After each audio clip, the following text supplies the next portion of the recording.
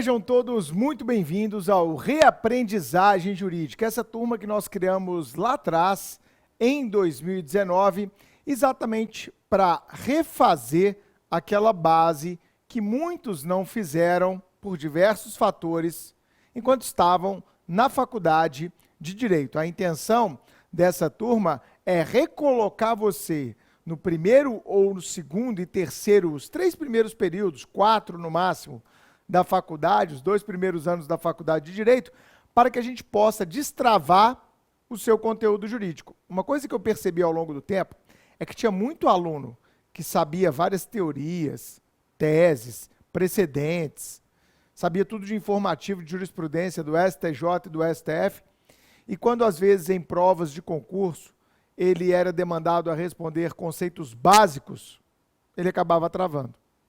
Não sabia sequer conceituar. Conceituava dando exemplos. Ah, isso aí é quando acontece. Não, isso não é conceituar. Isso é exemplificar. Então, essa turma tem esta destinação. Dar a você que está nos assistindo a base necessária para que o seu raciocínio jurídico fique cada vez mais rápido. Por isso, nós escalamos diversos professores experientes, com muito tempo de sala de aula, para trazer você de volta àqueles períodos iniciais da faculdade e, didaticamente, coloque vocês dentro do raciocínio jurídico de cada uma das matérias que colocamos nessa turma. A mim, me foi dado a tarefa de trabalhar talvez um dos mais importantes, se não o mais importante direito que nós temos ao lado do direito constitucional, que é exatamente o direito civil. Vários conceitos iniciais, introdutórios do direito civil, eles são fundamentais não apenas para a compreensão do direito civil, mas para a compreensão do direito do consumidor, do direito empresarial, do direito processual, do direito administrativo, do direito internacional e por aí vai. Direito civil é base. E termos a base forte em direito civil, eu não tenho a menor sombra de dúvidas, vai mudar o seu jogo. Vai te colocar, como gostam de dizer alguns, em outro patamar. O seu raciocínio jurídico vai ficar muito mais forte, muito mais sofisticado. E se você não está fazendo concurso, mas eventualmente advoga, essa turma também vai fazer total diferença para vocês. Porque na hora de construir tese, na hora de impugnar argumentos da parte contrária, eu tenho certeza que o conteúdo que vocês vão receber aqui fará total diferença.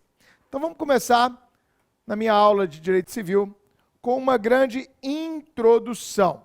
Vamos fazer uma grande introdução ao Direito Civil e nessa introdução eu vou começar fazendo aquela distinção básica entre, de um lado, o direito privado e, do outro lado, o direito público. Essa é uma das clássicas dicotomias que nós temos no direito, que por vezes hoje é escanteada, é desconsiderada, é tida como algo não importante, mas se nós formos pensar a respeito dela, ela ainda faz total sentido, ao menos para fins de raciocínio jurídico, para você entender melhor. Porque tem muito aluno, prestem atenção nesse momento da aula, tem muito aluno que confunde raciocínios de direito privado com raciocínios de direito público. E se ele traz raciocínios do direito público para dentro do direito privado, ele erra. Ele erra. E, ao contrário, se ele leva raciocínios de direito privado para dentro do direito público, ele erra. E isso é a típica situação que demonstra falta de base. Base fraca. Ausência de raciocínio jurídico. Então, nós vamos fazer essa distinção e mostrar exemplos práticos da importância, da relevância dessa distinção que eu lhes apresento. Tudo bem? Então vamos começar Nós podemos diferenciar o direito público e o direito privado a partir de 7, 8 critérios diferentes. Cada autor vai enfatizar um desses critérios. Cada autor de introdução que você pega, ele se debruça mais detidamente em um ou mais desses critérios. Então, para a gente aqui, será importante analisar os principais critérios que nos ajudam a fazer a distinção entre direito público e direito privado. Bruno, você vai trabalhar todos os critérios? Não. Eu vou trabalhar os mais utilizados por autores brasileiros e por autores estrangeiros. Todos eles se baseiam numa ideia que vem lá do direito romano de Ulpiano. Era um grande jurisconsulto romano. E Ulpiano, ele trazia 3 principais critérios para diferenciar quando estávamos falando de direito privado e quando estávamos falando de direito público. Quais são esses 3 critérios? Primeiro critério, muito utilizado, o critério do interesse perseguido. Segundo critério, o critério que leva em conta a natureza dos sujeitos que estão envolvidos naquela relação. O terceiro critério, o modo de relacionamento existente quando temos direito público e quando temos direito privado. Então, repito, vamos trabalhar a distinção do direito privado e do direito público, fundamental para o raciocínio jurídico, a partir dos 3 principais critérios, que não são os únicos, mas são aqueles mais utilizados em doutrina. Por isso, serão aqueles que utilizaremos aqui no Reaprendizagem Jurídica com vocês. Anotou? Interesse perseguido, natureza dos sujeitos e o modo de relacionamento entre os atores no direito público e no direito privado. Vamos lá? Começando, então, pelo primeiro critério, o critério do interesse perseguido. Vamos lá. Tanto no direito privado quanto no direito público, as pessoas, quando agem, quando adotam as chamadas condutas, elas atuam buscando um determinado interesse. Para o direito, não há uma atuação desintencional. Ah, Bruno, mas quando a gente fala de delito culposo... Não é disso que eu estou falando. Eu estou falando o seguinte, sempre que nós estamos adotando uma conduta, ela tem, quer seja de maneira mais próxima, imediata, quer seja de maneira mais remota, mediata, algum fim, alguma finalidade. Então, eu acabei de estacionar meu carro aqui ao lado do Supremo. Com qual finalidade? Deixar o meu bem corretamente acautelado, protegido, seguro, guardado, para que eu pudesse vir aqui dar a minha aula com tranquilidade. Quando eu caminhava em direção ao Supremo, eu estava adotando essa ação, este verbo, este caminhar, com alguma intencionalidade por detrás. Ah, Bruno, e se você estivesse fazendo uma caminhada matinal? Poxa, a minha intencionalidade poderia ser emagrecer, cuidar da minha saúde, melhorar o meu bem-estar físico e psíquico, fazendo uma atividade física. Tudo o que a gente observa na nossa vida em termos de conduta tem alguma intencionalidade, seja ela próxima, imediata ou remota, mediata. Sempre haverá uma intencionalidade no nosso agir. E essa intencionalidade, ela está exatamente vinculada ao tipo de interesse que eu quero perseguir. Tipo de interesse que eu quero perseguir. Quando eu falo em direito privado, o tipo de interesse que se quer perseguir será um interesse de ordem patrimonial, econômica ou um interesse existencial ligado à ideia de um ser, aqui é ligado à ideia de um ter, que eu vou buscar para a minha vida privada. Então, se, por exemplo, eu quero investir dinheiro e faço um curso para aprender a aplicar em bitcoins ou outros criptoativos, o que eu quero quando eu acabo adquirindo bitcoins ou frações de bitcoins através de uma corretora, por exemplo? Eu quero que aqueles bitcoins se valorizem, ou no curto, no médio ou no longo prazo, e que eu possa ganhar um delta patrimonial, ou seja, uma valorização do meu patrimônio. Faz sentido para vocês ou não? Total.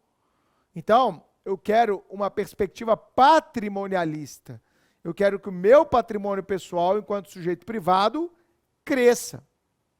Quando eu compro um apartamento, você acha que eu quero que aquela região se valorize ou se deprecie? Meio óbvio, né? Quando eu faço algum tipo de contrato de ordem financeira, qual é a minha intenção por detrás desse contrato? Depende. Se eu estou adquirindo aquele produto ou aquele serviço, eu quero adquirir pelo melhor preço, pelo preço que me for mais vantajoso. E da mesma forma, se eu estou ofertando do outro lado da relação aquele produto ou aquele serviço, eu também terei essa mesma intencionalidade de ter uma mais-valia no mundo capitalista, ou seja, uma vantagem de ordem econômica ou patrimonial. Perfeito? Porém, os interesses que eu busco ao agir no que toca à minha vida pessoal, à minha vida privada, eles podem ter também um aspecto existencial. Então, várias vezes, por exemplo, eu sou convidado a dar palestra pelo Brasil inteiro. Uma galera acha, nossa, Bruno, você deve ganhar uma grana muito boa fazendo palestra. E eu conto para as pessoas, cara, hoje em dia, quase palestra nenhuma mais é remunerada. Não, não. A lógica de eventos mudou e mudou faz tempo. Sério, Bruno? Sério. Ressalvados nomes magníficos, grandiosíssimos, não há pagamento de honorários hoje na maior parte das palestras. Pô, Bruno, então por que você vai? Cara, porque para mim é bom. Mais pessoas me conhecem, mais pessoas passarão a consumir os meus conteúdos. Pode ser que um dia essa pessoa se interesse a comprar um livro meu, ou não. Pode ser que essa pessoa me siga em rede social, ou não. Pode ser que ela assista um vídeo meu no YouTube, ou não. Então a perspectiva aqui é puramente existencial. Eu me sinto bem realizando a minha profissão, comparecendo a vários eventos e difundindo o conhecimento que eu adquiri ao longo da minha jornada. É uma realização pessoal, autorrealização. O aspecto aqui é sobremaneira existencial. Faz sentido, Bruno. Total sentido. Se eu resolvo fazer uma doação de sangue, o aspecto é o quê? Existencial. Se o meu filho está com um problema de rins e eu resolvo fazer uma doação de rins para ele, claro que essa perspectiva é eminentemente existencial, não tem nada de patrimonial nisso. Ou seja, quando eu falo de direito privado, eu estou pensando num ter ou no ser de uma pessoa natural ou de um ente, de uma pessoa que foi constituída, de uma pessoa jurídica. Então, o interesse que se persegue é um interesse próprio. Não é, via de regra, um interesse da coletividade. Não é um interesse difuso, coletivo. Não. A ótica do direito privado, ela é, em linha de princípio, uma ótica verdadeiramente egoísta. Então, o direito privado, tradicionalmente, ele é o direito do egoísmo. Por que você agiu assim, Bruno? Porque eu quis. Mas por quê? Me dá uma razão. Para ganhar mais dinheiro, para aumentar meu patrimônio, para satisfazer meu ego, para ajudar outras pessoas. Eu agi assim porque eu quis. O interesse perseguido é o interesse particular, próprio, pessoal, daquela pessoa natural ou daquela pessoa jurídica, aquele ente criado por pessoas naturais. Percebem? Então, a lógica do direito privado é permitir que cada sujeito possa buscar os seus interesses individuais. Então, essa lógica, ela não se coaduna com uma perspectiva tão intervencionista. Ou seja, a ótica do direito privado, ao menos na sua origem, na sua tradição, é uma ótica de não intervencionismo. É como se eu dissesse para o Estado, sai daqui. Eu vou cuidar da minha vida privada. E você, Estado, não tem que dar muito pitaco. O direito privado ele está totalmente ligado a um ideal liberal. Por isso que o grande diploma que consagrou o direito privado historicamente foi o Código Napoleônico. O Código Civil Francês de 1804, que vem 15 anos depois da Revolução Francesa, em 1789, com a queda da Bastilha em 14 de julho. Você lembra das suas aulas de história do colégio? Lembra? Com a retirada do absolutismo, com a retirada dos monarcas, com a ascensão da burguesia, o que a lei francesa agora quer resguardar? Os interesses do monarca? Não. Os interesses da nova classe, da classe ascendente, da burguesia. E qual era o sonho da burguesia? Acumular riquezas, sem intervenção de um rei, que fica me tributando o tempo inteiro, para bancar a sua mamata, para bancar a sua corte. Chega disso. Laissez-faire, laissez-passer. Deixa fazer, deixa passar. O Estado é um personagem da vida privada coadjuvante. Ele não vai ficar metendo o bedelho aonde ele não é chamado. Caberá aos particulares, aos privados, se autorregulamentarem. Percebem? Então, o Código Civil francês de 1804, que serviu de inspiração para outras codificações ao longo do século XIX e também ao longo do século XX, esse diploma histórico, que é o Código Civil da Burguesia Francesa, o Código de Napoleão, Código Napoleônico, o Código Civil Francês de 1804, ele inspirou, inclusive, o nosso Código Civil de 1916, que vigorou de 17 até 2003. Caramba, bicho, mais de 80 anos. Mais de 80 anos. Perfeito? Poxa.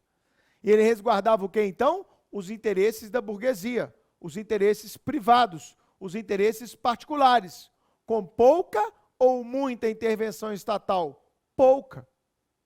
Então, esta lógica você tem que ter ela presente no seu raciocínio.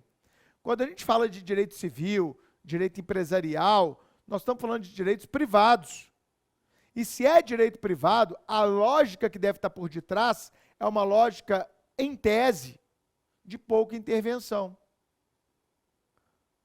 O Estado, ele deve ser um espectador da vida privada e não um interventor na vida privada do sujeito. Cabe ao Estado observar e, eventualmente, aqui ou acolá, estabelecer limites, interferir, estabelecer princípios, regras, mas, linhas gerais, No direito privado, quem constrói essas regras são os próprios indivíduos envolvidos e que perseguem seus interesses próprios. Já quando falamos em direito público, a lógica muda por completo. Quando nós falamos em direito público, o interesse perseguido é o interesse coletivo, o interesse geral, o interesse de todos, para fim de resguardar, trazer segurança até jurídica, para todo mundo. Então, o interesse perseguido aqui, muitas vezes, ele se confunde com os interesses da própria administração pública.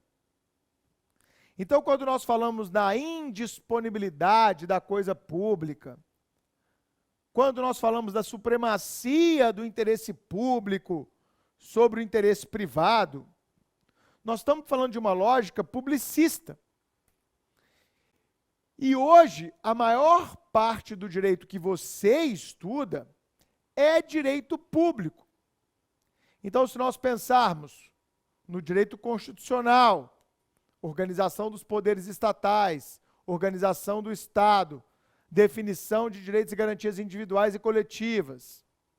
Quando falamos do direito administrativo, com a organização da administração pública, dos órgãos públicos, dos serviços públicos, do regime de contratação, das licitações, dos servidores públicos, das restrições que o poder público impõe sobre a propriedade privada e por aí vai, nós estamos falando de uma ótica publicista, do direito público. Quando falamos do direito tributário, quando falamos do direito processual, do direito que tanta gente gosta, do direito penal, a ótica é uma ótica do Estado estabelecendo aos privados padrões de comportamento. Você vai ter que pagar tributo se houver fato gerador na sua vida privada. Se é proprietário de carro, vai ter que pagar IPVA. Se é proprietário de imóvel rural, vai ter que pagar ITR. Você alienou um bem, vai ter que pagar aqui ITBI ou ITCD, a depender da natureza daquela relação jurídica. Gente, esta é a lógica, é a ótica publicista, que vocês tão bem aprendem em 75% do tempo que vocês estiveram na faculdade de Direito. Por isso, muita gente traz esses raciocínios de direito público para o direito privado, e aí vai errar. Porque enquanto, na ótica do privado, o interesse perseguido é o interesse próprio, seja ele de natureza patrimonial, existencial ou até híbrida, por que não? No direito público, o interesse perseguido é o interesse de todos, é o interesse da coletividade, muitas vezes retratada nessa figura da administração pública. Então, quando eu falo que a administração pública tem uma supremacia, tem uma indisponibilidade de seus interesses, como vocês aprendem nas primeiras aulas de direito administrativo, eu estou levando em conta o interesse que se persegue. Quando um órgão público, por exemplo, uma polícia, atua, ela não está atuando nunca em prol apenas de um particular.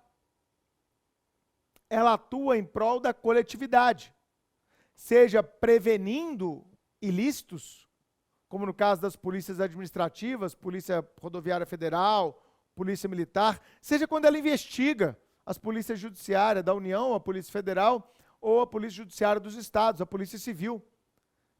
Nunca é uma atuação em prol apenas daquele indivíduo que pode ter sido vítima. Quando a lei processual estabelece um monte de ritos, prazos, requisitos, condições para a utilização de instrumentos processuais, o que ela está colocando em mira, em foco, é o interesse de todos. Olha, se isso aqui acontecer com qualquer um de vocês, com todo mundo, tá bom? Fiquem atentos. Vocês podem usar desse remédio, desse instrumento. Você pode se valer desse aparelho aqui, desse instrumento aqui, para movimentar a máquina de um dos poderes, como, por exemplo, o Poder Judiciário. O que um advogado normalmente faz? Ele se usa de um instrumento muito famoso, concedido pelo direito público, que é o direito de ação, para provocar a tutela jurisdicional, para que o Poder Judiciário possa dar uma solução a eventuais, no plural, litígios. Perfeito? Então, a primeira lógica que você tem que ter em vista é, enquanto o direito privado trabalha com a perspectiva de tutela, de proteção, de interesses individuais, próprios, privados, de pessoas naturais ou jurídicas, sejam esses interesses patrimoniais ou existenciais, o direito público vai trabalhar com a tutela de interesse de todos, com interesses coletivos, com a supremacia do interesse público sobre os interesses privados. Então, separar em dois grandes ramos passa pela classificação do interesse que se está perseguindo. Ok? E nessa mesma linha, e em caráter complementar, vem o segundo critério que normalmente é utilizado. Segundo critério para diferenciar direito público e direito privado, a natureza dos sujeitos que estão envolvidos. Como eu coloquei no primeiro critério, neste segundo critério, nós vamos olhar quem são as pessoas. Pessoa vem da ideia de persona, que traz uma ideia teatral de personagem, de quem veste aquela máscara, que hoje a gente chama muitas vezes de atores. Quem são os atores da relação processual? Quem são os atores da relação jurídico-privada? É uma nomenclatura comum. Quando estamos tratando de direito privado, a pessoa é necessariamente um sujeito privado, que está se relacionando, aqui vem o ponto, com outro sujeito privado. Então, a natureza dos sujeitos, melhor dizendo, envolvidos no direito privado, é uma natureza absolutamente privada. Eles estão atuando como sujeitos privados, que buscam interesses próprios, sejam esses interesses de índole patrimonial, de índole existencial ou de índole mista. Então, quando eu falo, vou me casar com essa mulher, são dois privados. Vou adotar essa criança, são dois privados. Vou constituir com esses amigos uma sociedade empresária, são privados. Prometo pagar ao José a quantia X estipulada nessa cártula, nesse título, emissão de um título de crédito. É um negócio entre dois privados. Então, a lógica da contratação, dos direitos reais, do direito de família, do direito sucessório, do direito empresarial, é uma lógica interprivada, com relações que são, vejam isso, horizontais. Porque os sujeitos estão no mesmo plano. Perfeito? Diferentemente, ocorrerá quando estivermos diante de quê? De direito público.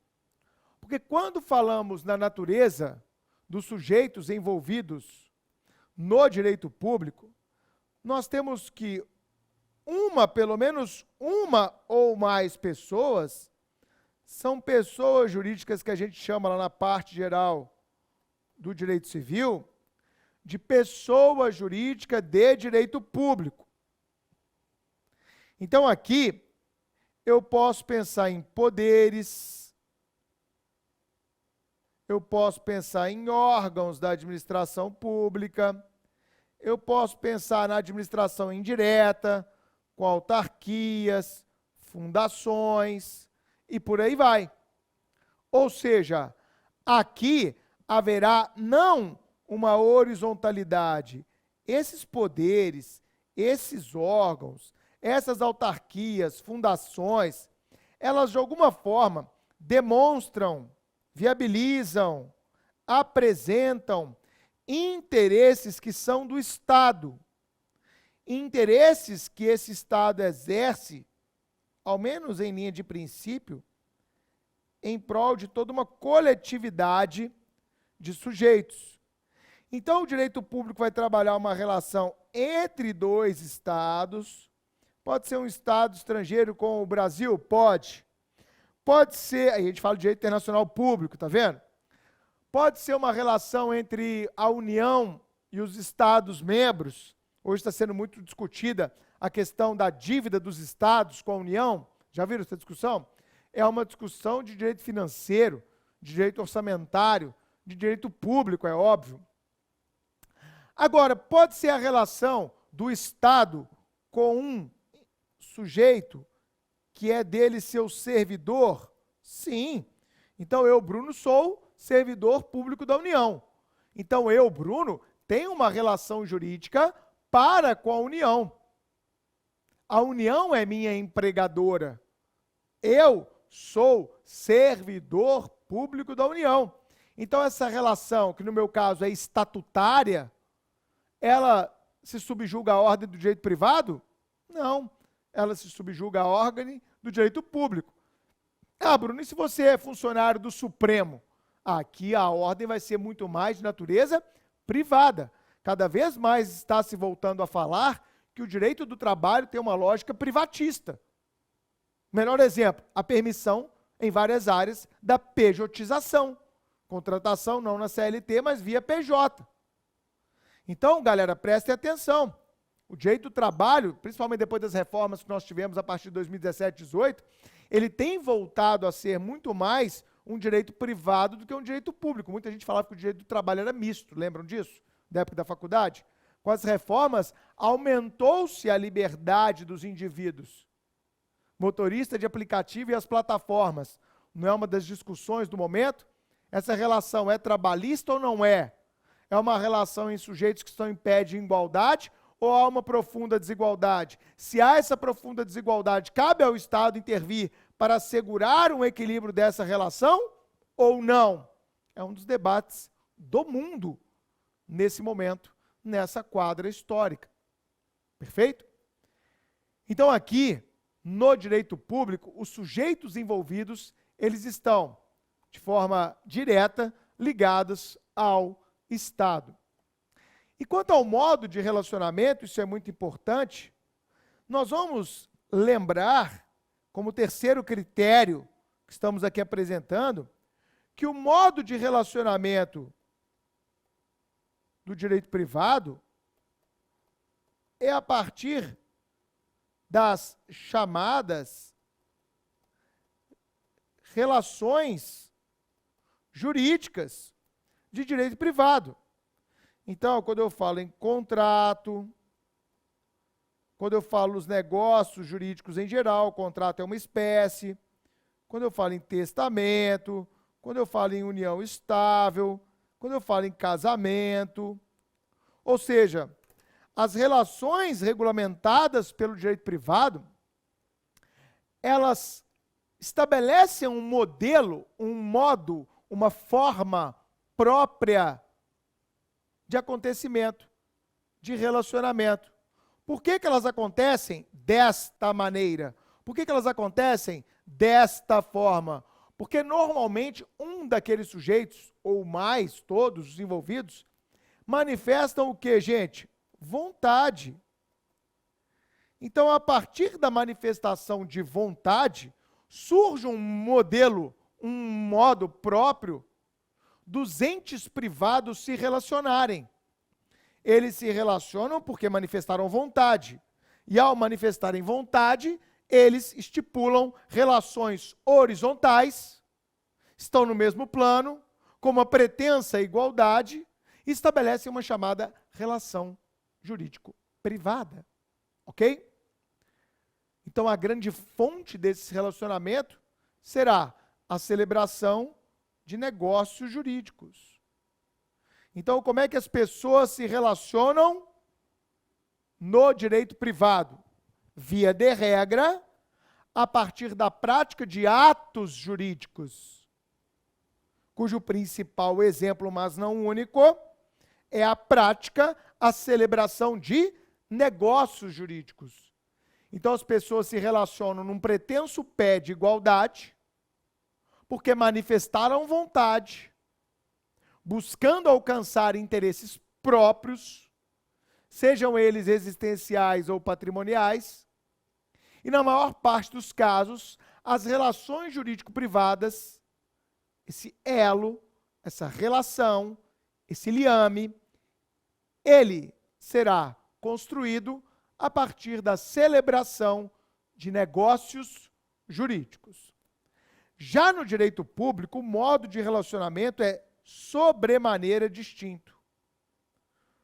Quando falamos em direito público, nós vamos pensar que as relações jurídicas que se estabelecem no universo do direito público, via de regra, tem como base uma imposição normativa. Algo que foi estabelecido por lei. Eu, Bruno, como servidor da União, não celebrei nenhum contrato com a União. Eu não escolhi as regras que regeriam a minha relação jurídica de direito público, a relação estatutária enquanto servidor da administração direta da União, que eu, Bruno, sou. A lei impôs qual é esse estatuto. Eu não falei assim para a União, poxa, se eu trabalhar 20 anos, você não me dá metade do meu salário, não, eu me aposento, eu topo. Eu prefiro.